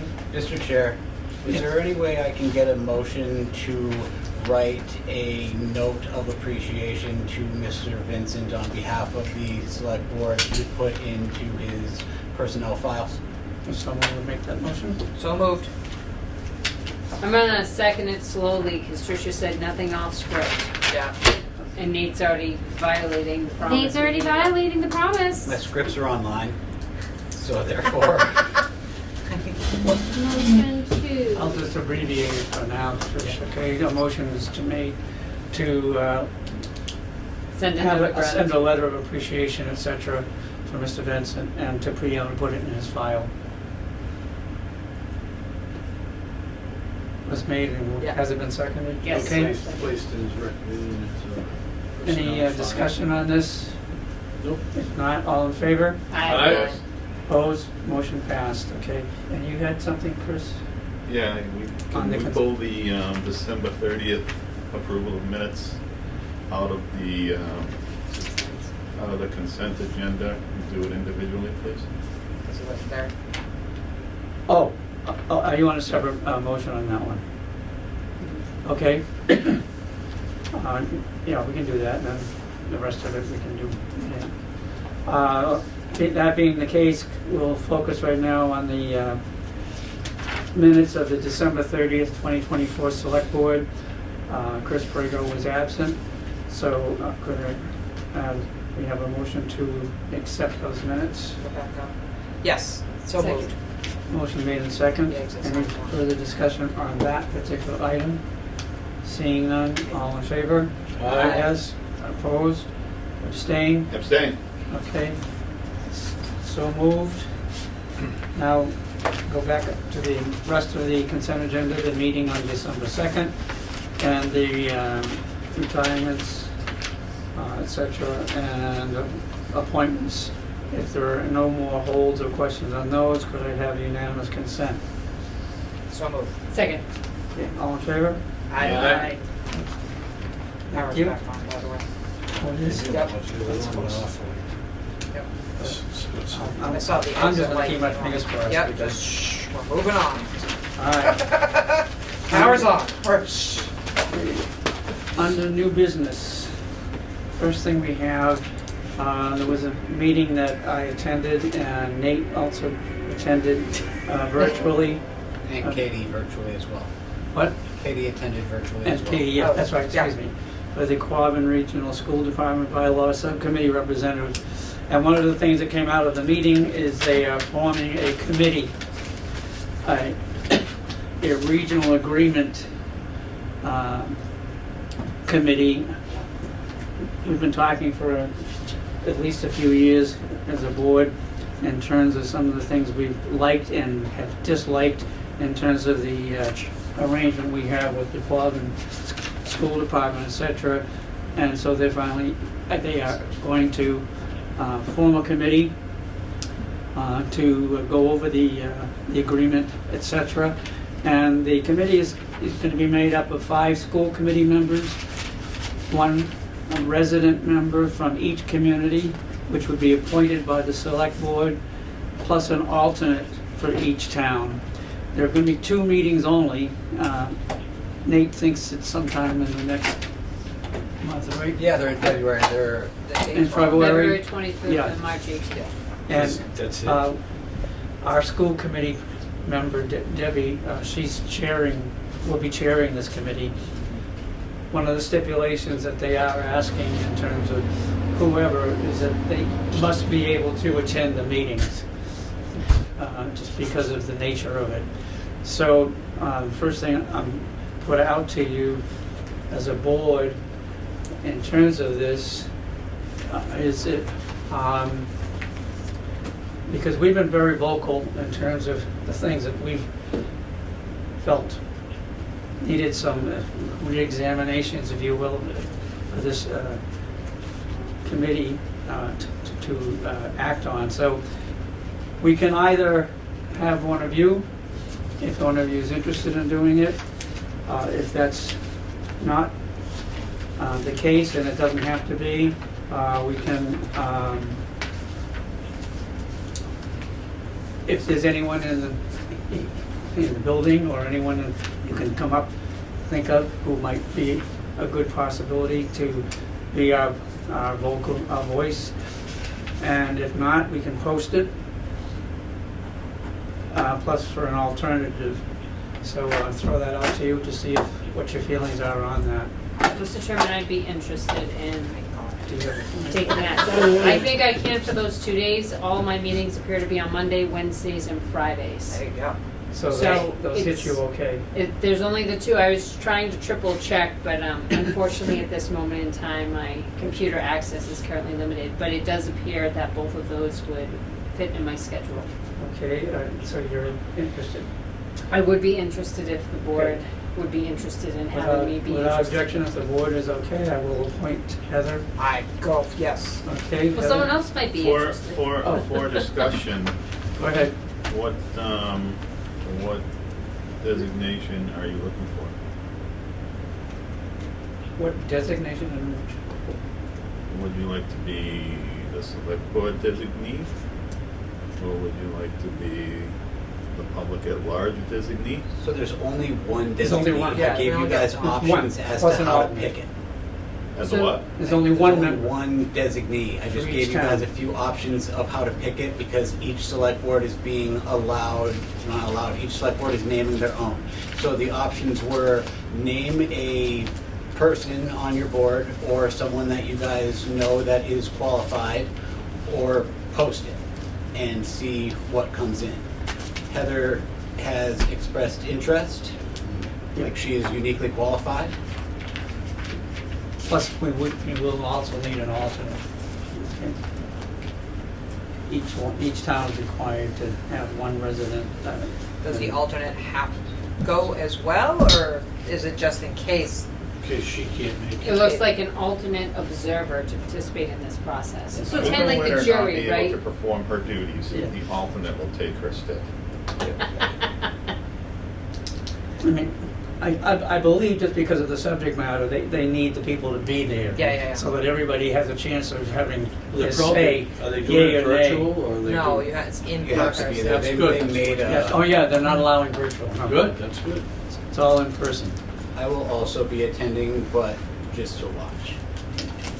So, you understand, Chris, on that? So, are you interested? Is anyone interested in being the alternate? Because we do have to come up with an alternate. Well, I mean, I'm up for election this year. I don't think I'd be. Doesn't have to be one of us. I'm just putting this out, okay? You're saying this will help or not help the election? Well, I don't mesh well with school committee people.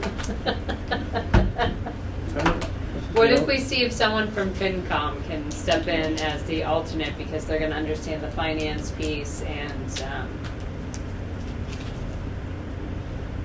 that's all I got. You think about that. That's all I'm gonna They're stretched say. pretty thin now as it is, aren't they? They are, but it's 2 meetings. I was actually thinking more specifically like Chuck, right? I think Chuck would have more I availability. think Chuck would be a very, would you like me to call Chuck? And Heather will be there unless she gets hit by a bus or something. Yeah, well, I mean, I was thinking there was cheating and just gonna carpool honestly. Well, yeah, well, he has to go, so why not? The alternate's gotta be present. Yeah, give him the 2 dates to see if he's available. What are the dates again? I don't have to do What are the dates? I'm looking. February 25, March Isn't he 18. already on 2 committees? Yeah, but these are only 2 days. Not isn't it? Oh. February 25, March 18. Okay. Okay, well, he's on the phone for that part of it. Are we Text him. okay with Heather? I've appointed her, that's... Yes. Yes. All right. Yes, thanks, Ed. Thanks, Heather. So- I'm excited. Got it. Just let this there if they do. Kick their ass. So, basically, other than coming up with the name of an alternate, we're well set on that. The other item under new business, the Malone Road Accessible Trail Project Contract Approval. Nate, you want to talk on that about? Yep, the Malone Road Accessible Trail is a completely grant-funded project being spearheaded by the Open Space Committee, namely Mark Kresge. We posted it, got 5 bids. The company that Terramore was the lowest. Mark believes that we're going to be able to do this. We actually got 5 bids on that?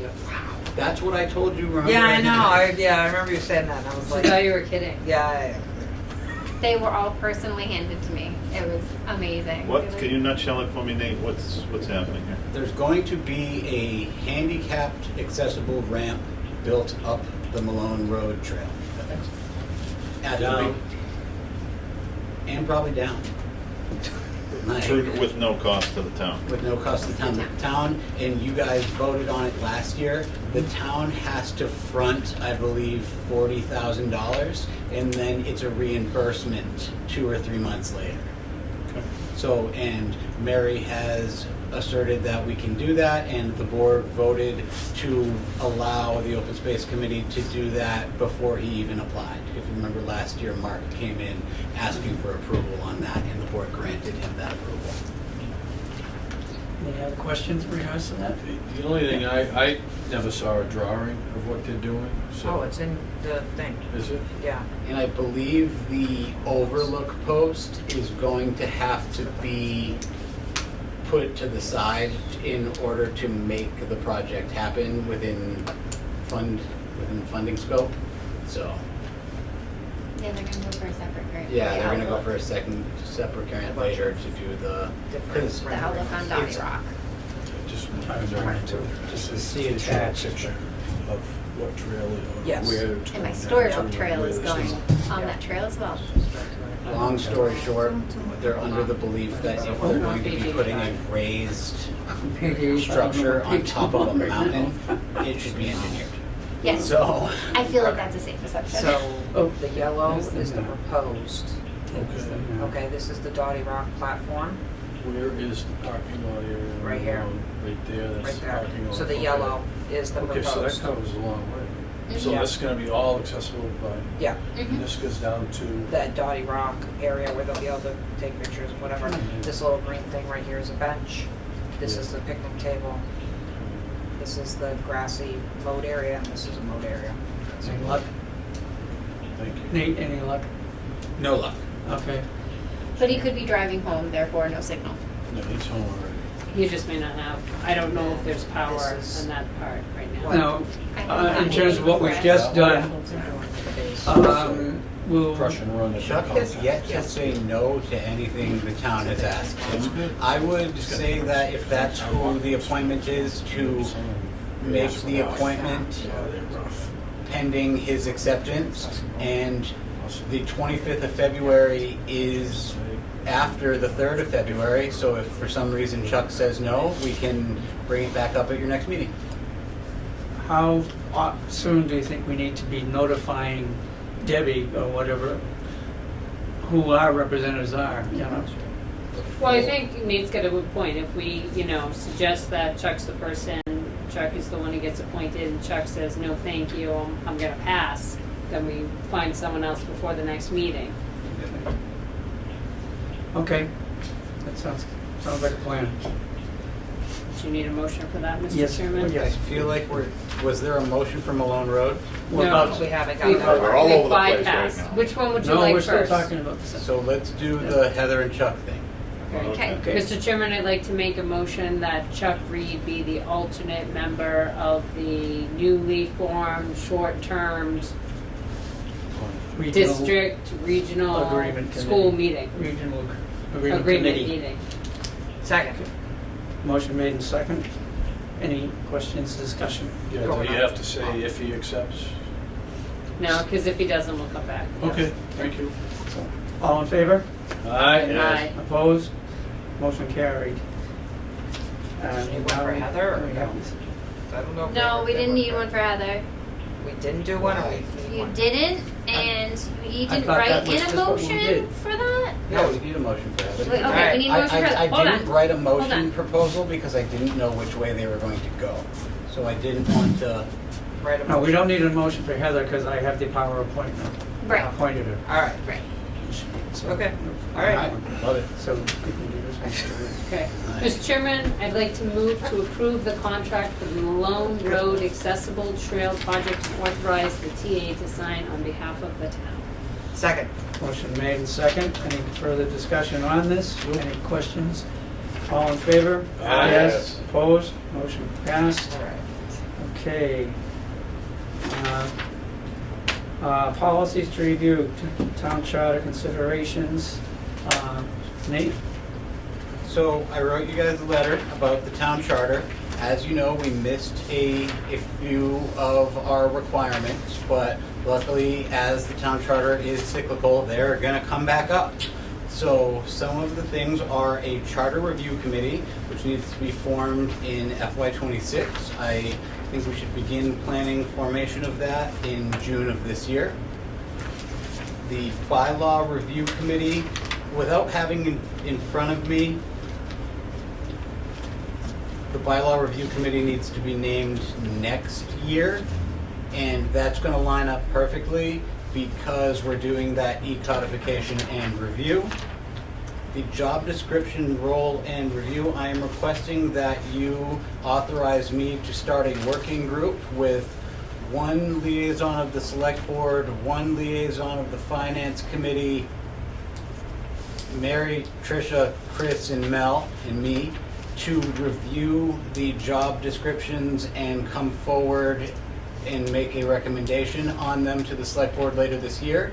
I do that under the understanding that we have tried to get members of the Human Resources Advisory Board in the past and not received one single application, and B, the last review of the job descriptions was in 2019. I believe that the makeup of that represents a good review of the whole working community. It would not be union job descriptions, it would just be outside of the union job description, so think town hall, library staff. And I ask that you allow me to do that as a working group with the town administrator so that we don't have to follow the open meeting. I'm sorry, you had a long list of humans on that. Can you run through one more time? Nate, Mary, myself, That's 3. Mel, Chris from the library, Chris. Yep. And then Finance select board. finance, and then a 7 member of the select board. I'll do it. That's a, What you want. it's, oh, no. No, thank you. No, thank you, but capital, no. She's got something. Capital. She does that a lot. Yeah, I'm all good on job descriptions, thank you very much. No, I just keep in mind that when you're working with a working group of 7 people, that's an awful lot. Are you looking at,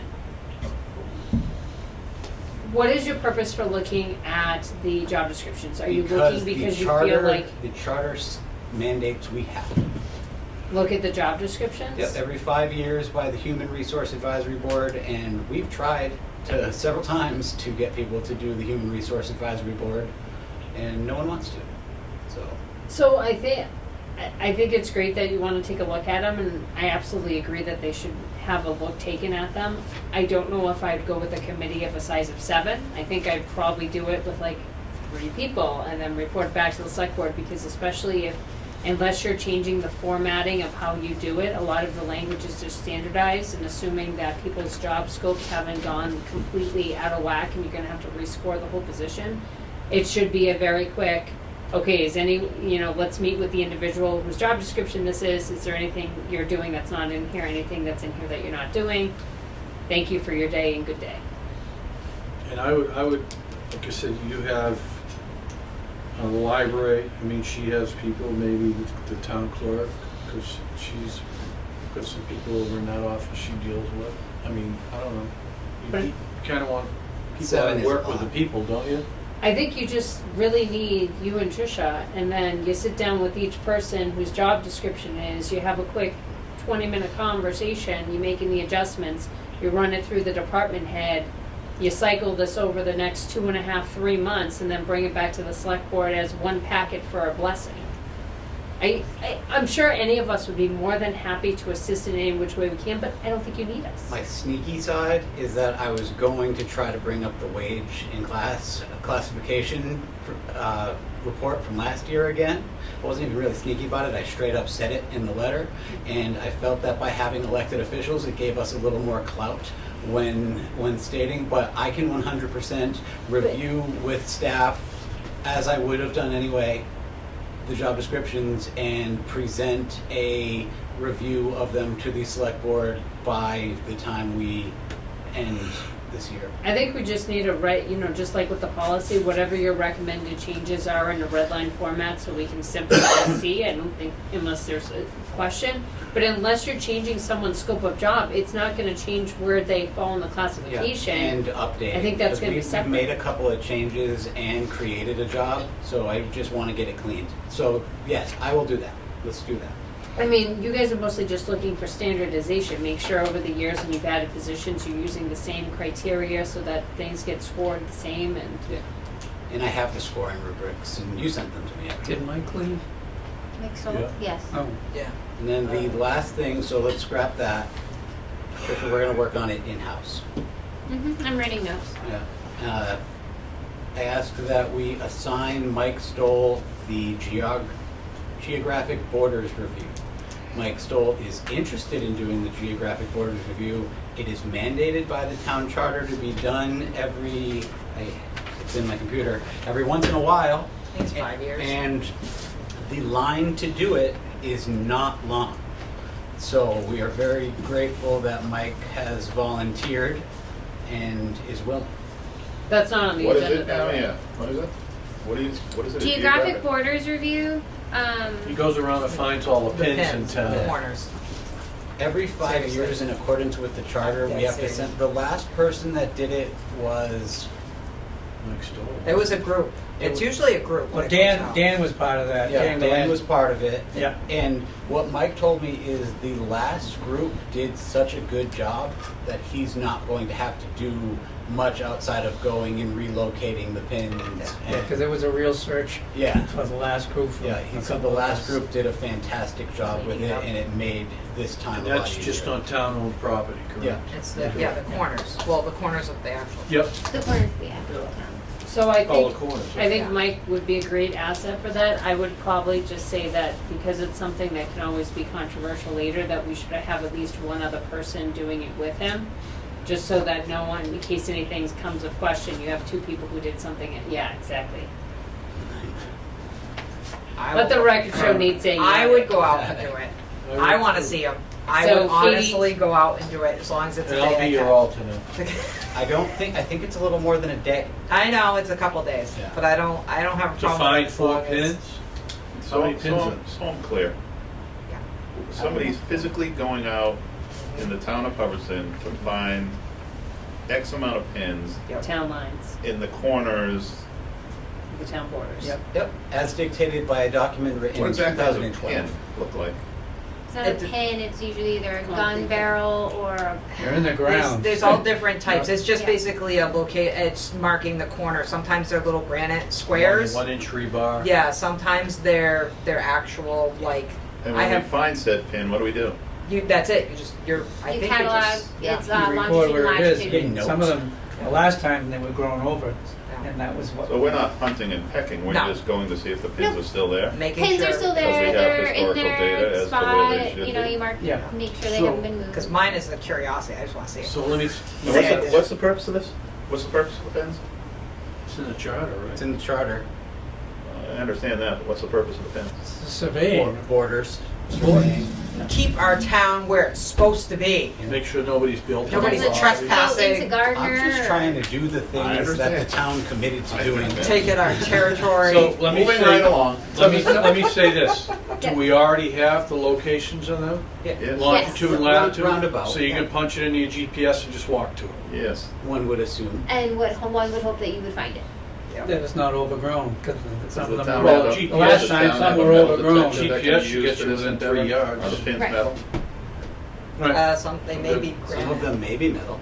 Why don't we replace them with metal so we can buy a metal detector so we can find them easy? Because metal rots. Granite. Okay, I'd like to move on if we can, Yeah, right. because there's no action I we don't need to think take on you this. need to formally assign that. Just Katie and Mike will present to you guys, let's call it by the end of the year, on the geographic I think the border, kids will be great. border review. Okay, so there's nothing else we need to do in that. I know I can only imagine Mike left due to something with some of the people he cares for and the power going out. It could be. Because he wanted to stay. He's quite interested in this. Yeah. That's why I It didn't sounds like we realize got he the had right left. man for the And job. he volunteered before, like it was pretty early on in my tenure that he started saying, "Hey, I I'll remember do talking that." Yeah, Like, they'll go out and do I it. told him I'd go with him. I just want to. I just want to see what Whoever they are. wants to go with Mike. Yeah, we can have a whole party. Like, It'll by be all great. means. Well, let me know when you go. We'll go. Okay, Party. moving I got on. one more question Uh-oh. on that. Wait, go Chris's stuff If up. the pins, is there any problem if these pins are on private property? They shouldn't. They shouldn't be on. They private shouldn't be They on shouldn't be on private private property. I think that's what we're doing. If they are, it's a problem. Yeah. Okay. Well, then somebody that would have moved them, and then that's a problem. Yes. Okay? Mhm. Matters not reasonably anticipated this year. I don't have anything. Does anyone have anything else? Forget nothing. Just, I just wrote. just a thing on the school thing or whatever she's gonna be doing. What thing in the school? The selection. Oh, yeah. We can Yeah. talk about, Nate can probably put it on the next meeting to make sure we cover everyone's points. Anything you want me to bring up? Make a list. I only have one thing. Okay. Increase that 10,000 to 25,000. For capital? Yeah. And I had sent a whole laundry list of Yeah. thoughts and on that out a while back. That's all. Thank you. Some Okay. of them are aggressive, some of them are not. Public press, nothing? Okay. Our next meeting is February February 3rd, the Monday. Third, okay? Everyone, so can we have a motion to adjourn? Second. All in favor? Aye. Opposed? Meeting adjourned.